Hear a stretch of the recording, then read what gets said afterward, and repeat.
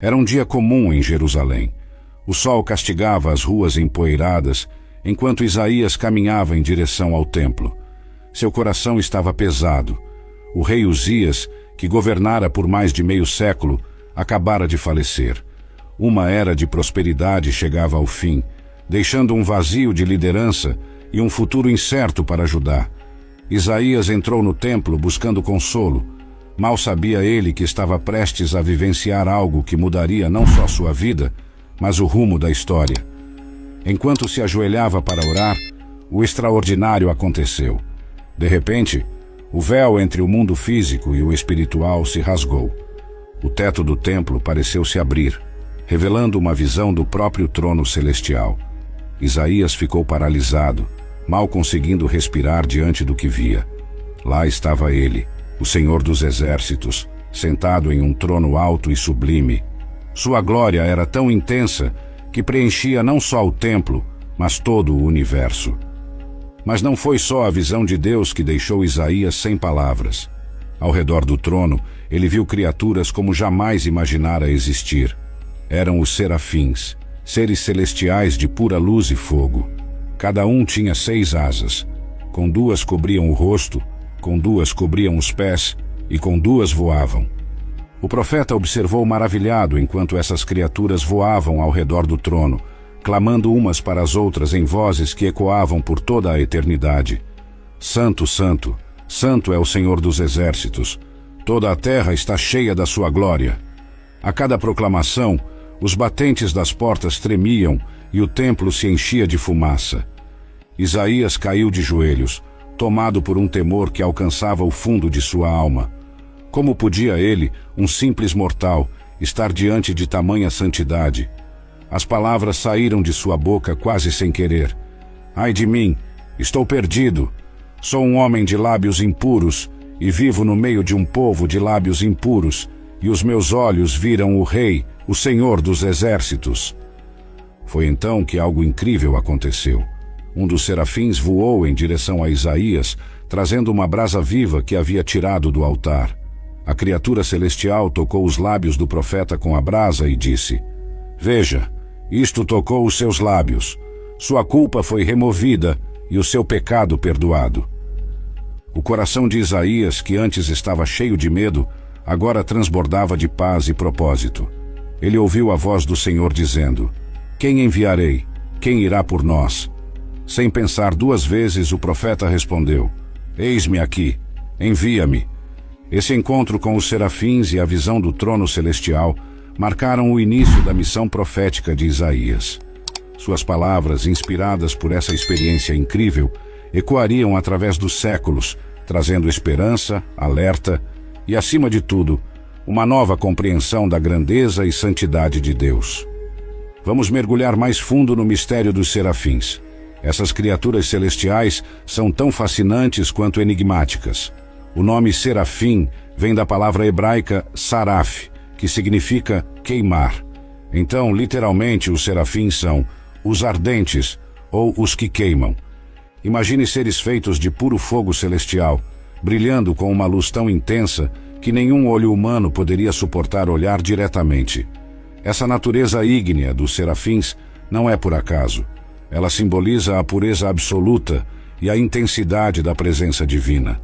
Assim como o fogo purifica o metal, removendo todas as impurezas, os serafins representam a santidade total de Deus, que consome tudo o que não é puro. Mas os serafins não são apenas fogo destrutivo. Eles são fogo que ilumina, que aquece, que traz vida. Pense neles como manifestações vivas do amor ardente de Deus, um amor tão intenso e puro que se parece com chamas celestiais. A aparência dos serafins é algo que desafia nossa imaginação. A Bíblia não nos dá uma descrição detalhada de sua forma, apenas nos conta sobre suas 6 asas. Isso deixou artistas e visionários ao longo dos séculos livres para imaginar como esses seres poderiam ser. Alguns os retrataram como anjos humanoides, envoltos em chamas. Outros os imaginaram como criaturas mais abstratas, feixes de luz e fogo em constante movimento. O que sabemos é que eles são criaturas de extrema beleza e poder. Sua presença é tão impressionante que até mesmo o profeta Isaías, um homem de grande fé, ficou completamente atordoado ao vê-los. Imagine o que seria estar na presença de seres que passam a eternidade contemplando diretamente a glória de Deus. Os serafins nos lembram que há muito mais no universo do que aquilo que podemos ver ou entender. Eles expandem nossa percepção da criação de Deus, mostrando que o mundo espiritual é tão real e vibrante quanto o mundo físico que nos rodeia. Em um universo onde os serafins existem, o extraordinário se torna possível e os milagres não parecem mais tão distantes. Uma das características mais intrigantes dos serafins são suas 6 asas. Cada par de asas tem um propósito específico e juntas elas nos contam uma história sobre a natureza desses seres celestiais e sobre como devemos nos relacionar com Deus. Com o primeiro par de asas, os serafins cobrem seus rostos. Isso pode parecer estranho à primeira vista. Por que criaturas tão próximas de Deus precisariam esconder seus rostos? A resposta está na santidade avassaladora de Deus. Mesmo esses seres celestiais, puros e perfeitos, não podem olhar diretamente para a glória completa de Deus. Esse gesto de cobrir o rosto é um ato de profunda reverência e humildade. Pense nisso como alguém que protege os olhos ao olhar para o sol. A luz é simplesmente forte demais para se encarar diretamente. Da mesma forma, a santidade de Deus é tão intensa, tão pura, que até mesmo os serafins precisam se proteger dela. Isso nos ensina uma lição importante sobre nossa própria abordagem a Deus. Se até os serafins mostram tal reverência, quanto mais nós, seres humanos imperfeitos, deveríamos nos aproximar de Deus com um profundo senso de respeito e temor, não um medo paralisante, mas um temor reverente que reconhece a grandeza e a santidade de Deus. Com o segundo par de asas, os serafins cobrem seus pés. Na cultura do Antigo Oriente Médio, os pés eram considerados a parte mais baixa e impura do corpo. Ao cobrir seus pés, os serafins estão reconhecendo sua condição de criaturas diante do Criador. Por mais elevados e gloriosos que sejam, ainda são seres criados, infinitamente inferiores a Deus em majestade e poder. Esse gesto também simboliza a prontidão para servir. É como se os serafins estivessem dizendo: estamos aqui, prontos para fazer a vontade de Deus a qualquer momento. Isso nos desafia a adotar uma atitude semelhante em nossa própria vida espiritual. Estamos prontos para servir a Deus em qualquer capacidade que Ele nos chame? O terceiro par de asas é usado para voar. Isso representa a capacidade dos serafins de cumprir rapidamente as ordens de Deus. Eles estão em constante movimento, sempre ativos no serviço divino. Não há preguiça ou hesitação em sua obediência. Esse voo contínuo também pode simbolizar a natureza dinâmica e ativa do reino celestial. Ao contrário da imagem estática que às vezes temos do céu, a visão de Isaías nos mostra um lugar de atividade constante, de adoração vibrante e serviço dedicado. As 6 asas dos serafins, portanto, nos contam uma história completa de adoração, reverência profunda, humildade total e obediência ativa. Elas nos desafiam a examinar nossa própria adoração. Será que ela inclui esses elementos? Será que nos aproximamos de Deus com o devido respeito, reconhecendo nossa posição como criaturas, e estamos prontos para agir em obediência às suas ordens? O som que preenche o trono celestial não é o de harpas suaves ou coros angelicais, como muitos imaginam. É um clamor poderoso, uma declaração que ecoa por toda a eternidade. Santo, Santo, Santo é o Senhor dos exércitos. Toda a terra está cheia da sua glória. Esse clamor tríplice dos serafins é mais do que um simples louvor. Na cultura hebraica, repetir algo 3 vezes era uma forma de expressar o superlativo absoluto. Ao declarar a santidade de Deus 3 vezes, os serafins estão proclamando que Ele é incomparavelmente santo, separado de toda a criação em sua perfeição moral absoluta. Mas o que significa realmente ser santo? A palavra hebraica para santo, kadosh, carrega a ideia de separação, de ser totalmente outro. Quando aplicada a Deus, significa que ele é completamente diferente de tudo o mais que existe. Está acima e além de toda a criação, perfeito em todos os sentidos, livre de qualquer mancha ou imperfeição. Essa santidade não é apenas um atributo de Deus entre muitos outros. É a essência de quem Ele é. Todos os outros atributos de Deus, seu amor, sua justiça, sua misericórdia, fluem de sua santidade fundamental. É por isso que os serafins não clamam amor, amor, amor, ou poder, poder, poder, mas santo, santo, santo. O clamor dos serafins nos lembra que a santidade de Deus não é uma verdade abstrata ou um conceito teológico árido. É uma realidade viva e pulsante que enche o universo. Note que eles não dizem apenas que Deus é santo, mas que toda a terra está cheia da sua glória. A santidade de Deus não está confinada ao céu. Ela permeia toda a criação. Isso tem implicações profundas para como vemos o mundo ao nosso redor. Se toda a terra está cheia da glória de Deus, então cada parte da criação, das galáxias distantes às menores partículas subatômicas, carrega um reflexo da santidade divina. Isso nos chama a uma nova apreciação e respeito por todo o mundo natural. O clamor incessante dos serafins também nos ensina algo sobre a natureza da verdadeira adoração. Esses seres celestiais não se cansam de proclamar a santidade de Deus. Sua adoração não é uma obrigação tediosa ou um ritual vazio, mas uma resposta espontânea e contínua à glória que contemplam. Isso nos desafia a repensar nossa própria adoração. Com que frequência ela se torna rotineira ou sem vida? Os serafins nos mostram que a verdadeira adoração brota de uma percepção constante da santidade e da glória de Deus. É algo que deveria permear cada aspecto de nossas vidas, não apenas os momentos de culto formal.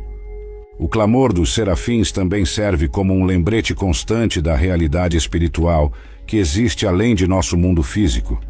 Em meio às distrações e preocupações da vida cotidiana, é fácil perder de vista as verdades eternas. Mas os serafins continuam seu clamor, nos lembrando da santidade e majestade de Deus, quer estejamos conscientes disso ou não. A cena que Isaías presenciou não era apenas visual e auditiva. Ela envolvia todos os sentidos, criando uma experiência totalmente imersiva da presença divina. O profeta notou que, a cada proclamação dos serafins, os batentes das portas tremiam e o templo se enchia de fumaça. Esse tremor não era um terremoto comum. Era uma manifestação física do poder e da majestade de Deus. Imagine a cena. Cada vez que os serafins declaravam a santidade de Deus, era como se o próprio universo respondesse, tremendo em reverência e reconhecimento do Criador. Na Bíblia, tremores frequentemente acompanham manifestações da presença divina. Quando Deus desceu sobre o Monte Sinai para dar os 10 mandamentos, toda a montanha tremia violentamente. Quando Jesus morreu na cruz, a terra tremeu. Esses tremores são sinais tangíveis da realidade e do poder de Deus. Lembretes de que sua presença não é algo abstrato ou distante, mas uma força que pode literalmente abalar os fundamentos da realidade. A fumaça que enchia o templo é outro símbolo rico em significado. Na tradição bíblica, a fumaça ou nuvem muitas vezes representa a presença de Deus. Pense na coluna de nuvem que guiou os israelitas no deserto, ou na nuvem que desceu sobre o tabernáculo quando a glória de Deus o preenchia. Essa fumaça serve a vários propósitos.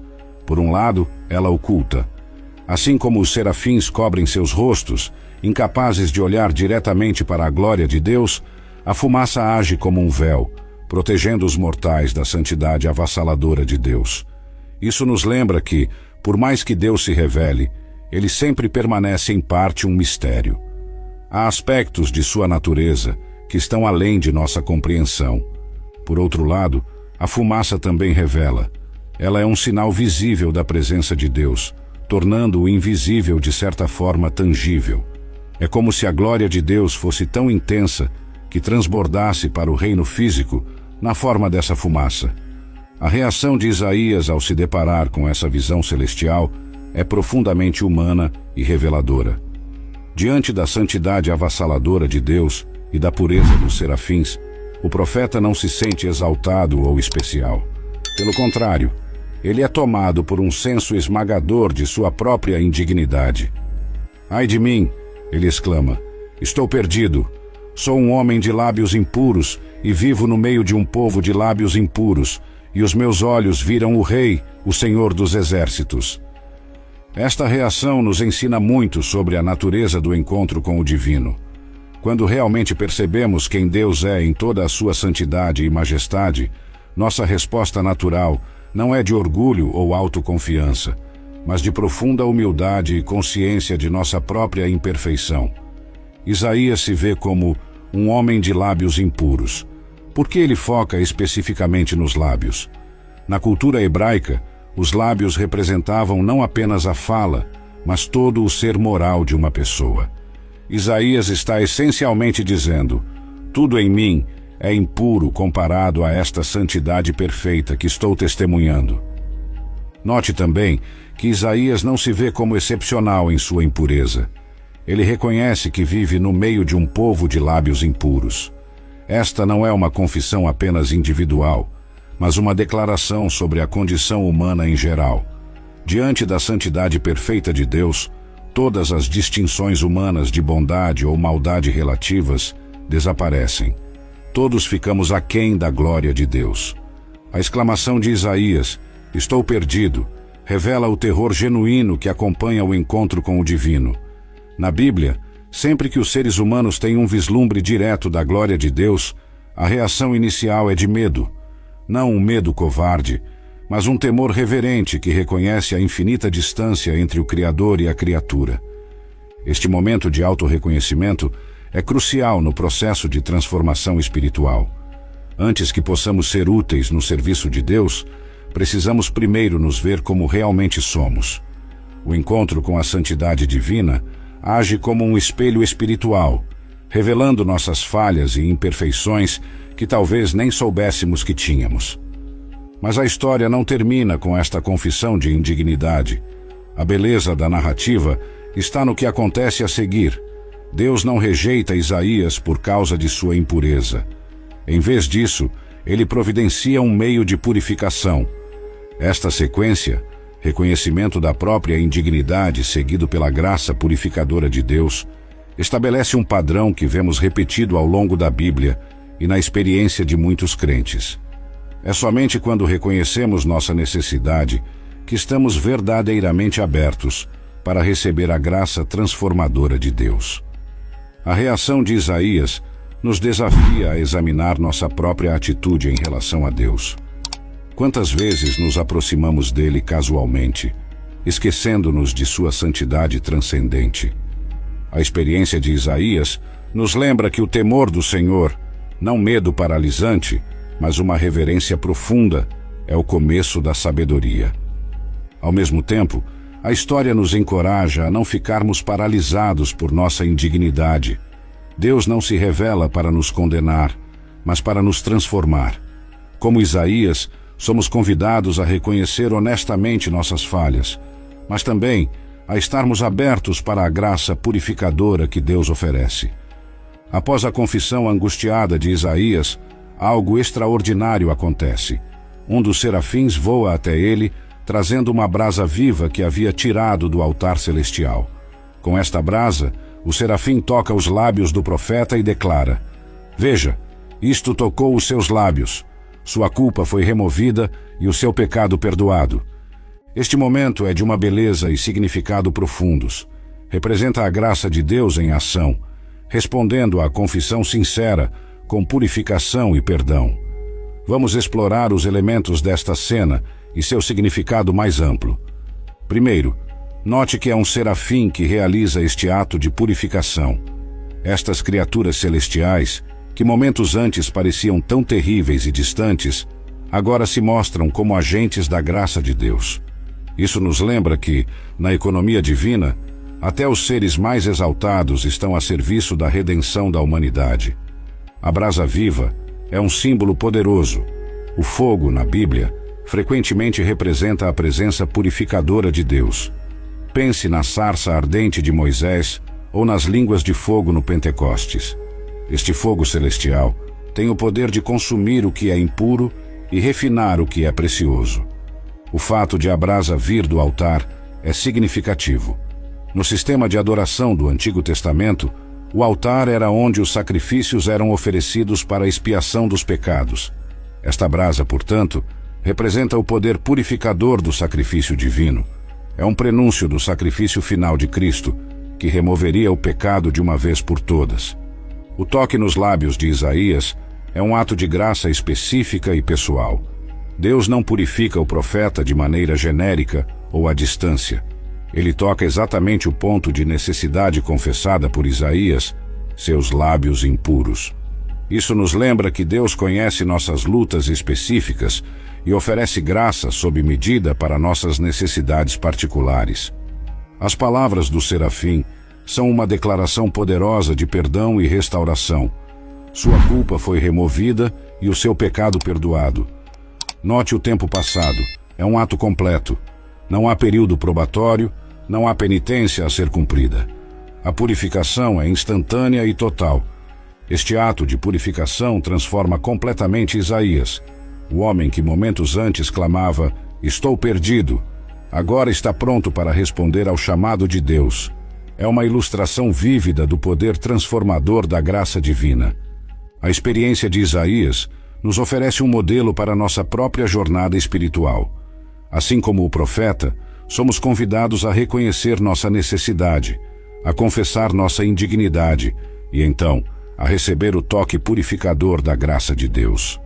Este não é um processo que acontece apenas uma vez, mas uma dinâmica contínua na vida cristã.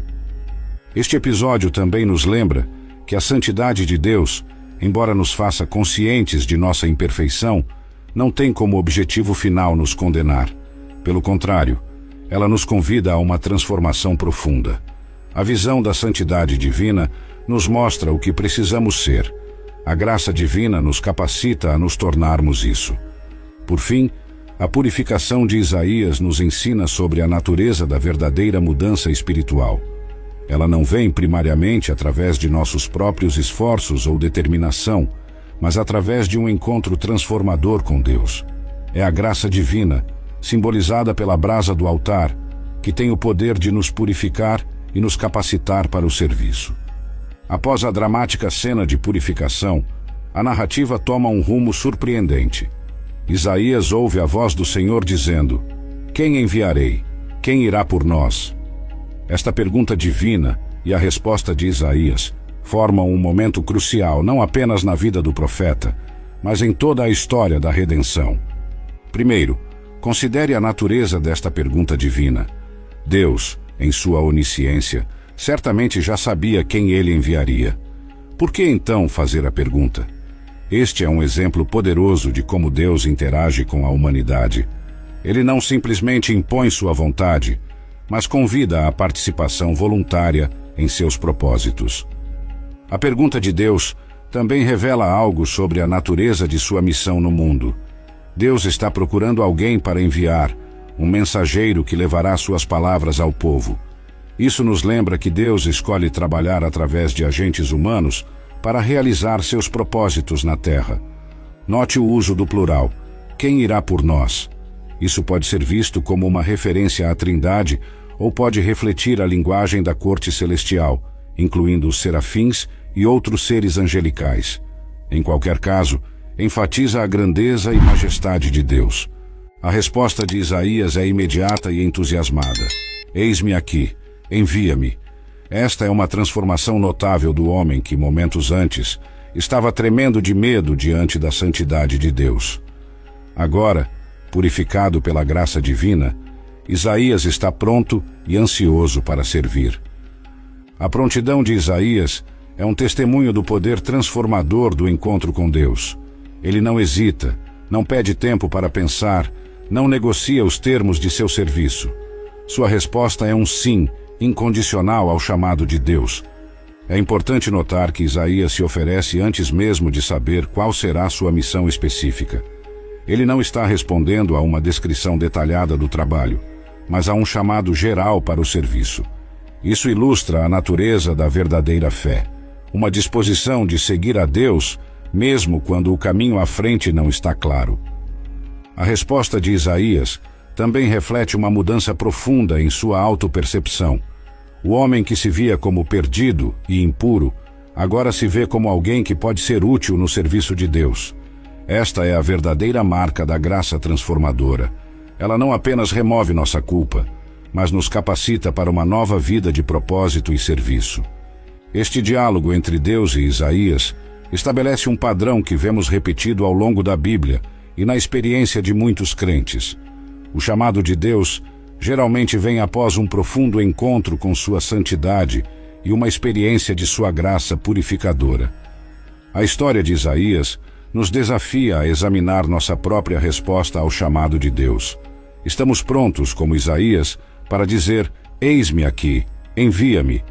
Ou somos mais propensos a dar desculpas, a hesitar, a negociar os termos de nosso serviço? Este episódio também nos lembra que Deus continua a chamar pessoas para seu serviço hoje. O chamado pode não vir de maneira tão dramática como para Isaías, mas Deus ainda está perguntando: quem enviarei? A questão é: estamos ouvindo? E como responderemos? A história do chamado de Isaías nos ensina sobre a sequência da verdadeira transformação espiritual. Primeiro vem o encontro com a santidade de Deus, que nos leva à consciência de nossa necessidade. Então vem a experiência da graça purificadora. E finalmente, como resultado, surge a disposição de servir. Esta não é apenas a história de Isaías, mas um padrão que podemos ver em nossas próprias vidas à medida que crescemos na fé. Após a resposta entusiasmada de Isaías ao chamado divino, Deus revela a natureza específica da missão do profeta. E aqui, a narrativa toma um rumo surpreendente e desafiador. A tarefa de Isaías não será fácil, nem aparentemente gratificante à primeira vista. Deus diz a Isaías: vai e diga a este povo: ouçam bem, mas não entendam. Vejam bem, mas não percebam. Torne insensível o coração deste povo. Torne surdos os seus ouvidos e feche os seus olhos. Que eles não vejam com os olhos, nem ouçam com os ouvidos, nem entendam com o coração, nem se convertam e sejam curados. À primeira vista, estas palavras parecem chocantes. Por que Deus enviaria um profeta com uma mensagem destinada a endurecer o coração das pessoas, em vez de levá-las ao arrependimento? Para entender isso, precisamos olhar mais profundamente para o contexto e o significado dessas palavras. Primeiro, é importante entender que esta não é tanto uma ordem para Isaías causar cegueira espiritual, mas uma previsão profética do efeito que sua mensagem terá em um povo que já se endureceu contra Deus. Em outras palavras, Deus está dizendo a Isaías que sua pregação, em vez de levar ao arrependimento imediato, inicialmente resultará em maior resistência. Esta passagem ilustra um princípio espiritual profundo. A mesma mensagem que tem o potencial de abrir os olhos e transformar corações também pode, quando rejeitada, levar a um maior endurecimento. É como o sol, que derrete a cera, mas endurece o barro. A diferença está não na mensagem, mas na resposta do ouvinte. A missão de Isaías também nos lembra que o sucesso no serviço de Deus nem sempre é medido em termos de resultados visíveis ou respostas positivas imediatas. Isaías é chamado a ser fiel em entregar a mensagem, independentemente de como ela será recebida. Isto é um desafio para nossa mentalidade orientada para resultados, onde muitas vezes medimos o sucesso pelo número de conversões ou pela resposta positiva do público. Além disso, esta passagem nos mostra que Deus às vezes usa métodos que nos parecem contraintuitivos. O aparente fracasso da pregação de Isaías em produzir arrependimento imediato é, na verdade, parte do plano maior de Deus para eventualmente trazer seu povo de volta a si. Às vezes, as pessoas precisam experimentar as consequências de sua rejeição a Deus antes de estarem prontas para se voltar para Ele. A resposta de Isaías a esta missão desafiadora é notável. Ele não discute com Deus ou pede uma tarefa mais fácil. Em vez disso, ele simplesmente pergunta: até quando, Senhor? Isto revela tanto a aceitação de Isaías de sua difícil missão, quanto sua esperança de que o endurecimento do povo não será permanente. A resposta de Deus à pergunta de Isaías é igualmente significativa. Ele fala de um tempo de julgamento, mas também de esperança. Mesmo que a nação seja reduzida a um toco, desse remanescente brotará nova vida. Esta é uma promessa de restauração futura, mesmo em meio ao julgamento. Os serafins, como vimos na visão de Isaías, ocupam um lugar único e elevado na ordem celestial. Mas como eles se encaixam no quadro maior da hierarquia angelical? Esta é uma questão que tem intrigado teólogos, místicos e artistas ao longo dos séculos. Na tradição judaico-cristã, os anjos são geralmente organizados em uma estrutura hierárquica. Uma das classificações mais influentes foi proposta por Pseudo-Dionísio, o Areopagita, um teólogo cristão do século V ou VI. Em sua obra, A Hierarquia Celestial, ele divide os seres celestiais em 3 ordens, cada uma contendo 3 coros angelicais. No topo desta hierarquia estão os serafins, seguidos pelos querubins e tronos. Estes formam a primeira e mais elevada ordem de seres celestiais. Segundo esta visão, os serafins estão mais próximos de Deus, constantemente absorvendo e refletindo seu amor e luz divinos. A posição elevada dos serafins na hierarquia celestial não é apenas uma questão de ranking. Ela reflete sua função única e sua proximidade com a essência divina. Os serafins são vistos como os guardiões do trono de Deus, continuamente proclamando sua santidade e agindo como canais diretos de seu amor ardente. Interessante notar que, embora os serafins apareçam proeminentemente na visão de Isaías, eles são mencionados raramente em outras partes da Bíblia. Isso adiciona um ar de mistério à sua natureza e função. Alguns estudiosos sugerem que esta raridade de menções se deve à sua posição elevada. Eles estão tão próximos de Deus que raramente interagem diretamente com os assuntos humanos. Comparados a outros seres angelicais, como os querubins, que aparecem guardando o Jardim do Éden e sobre a Arca da Aliança, ou os anjos mensageiros que frequentemente interagem com humanos na Bíblia, os serafins parecem ter um papel mais focado na adoração contínua e na proclamação da santidade de Deus. Esta ideia dos serafins como os mais elevados adoradores tem influenciado profundamente a espiritualidade cristã. Muitos místicos e contemplativos ao longo da história viram nos serafins um modelo para a mais pura forma de oração e adoração, uma devoção total e ardente, livre de qualquer consideração egoísta. No entanto, é importante lembrar que, embora estas hierarquias angelicais tenham sido influentes no pensamento cristão, elas não são explicitamente definidas na Bíblia. A visão de Isaías nos dá um vislumbre dos serafins, mas não nos fornece um organograma completo do céu. O que podemos afirmar com certeza, baseados na visão de Isaías, é que os serafins ocupam uma posição de grande proximidade com Deus, proclamando continuamente sua santidade. Eles nos mostram que, quanto mais perto estamos de Deus, mais somos consumidos por sua glória e mais naturalmente flui nossa adoração. A posição elevada dos serafins também nos lembra da vastidão e complexidade do reino espiritual. Há muito mais na criação de Deus do que o que vemos com nossos olhos físicos. A existência destes seres celestiais expande nossa compreensão do cosmos e nos lembra de nossa própria posição como criaturas em um universo muito maior e mais maravilhoso do que muitas vezes imaginamos. Ao mesmo tempo, a visão dos serafins nos oferece um paradoxo intrigante. Por um lado, eles estão no topo da hierarquia celestial, os mais próximos de Deus. Por outro lado, eles se mostram como os mais humildes, cobrindo seus rostos e pés na presença divina. Isso nos ensina que, no reino de Deus, a verdadeira grandeza é encontrada na humildade e no serviço. Esta perspectiva dos serafins na hierarquia celestial nos convida a ampliar nossa visão da realidade e a aprofundar nossa adoração. Ela nos desafia a buscar uma devoção mais pura e ardente, livre de motivações egoístas, e nos lembra que, Por mais elevados que sejam os serafins, o Deus que eles adoram é infinitamente maior e mais maravilhoso.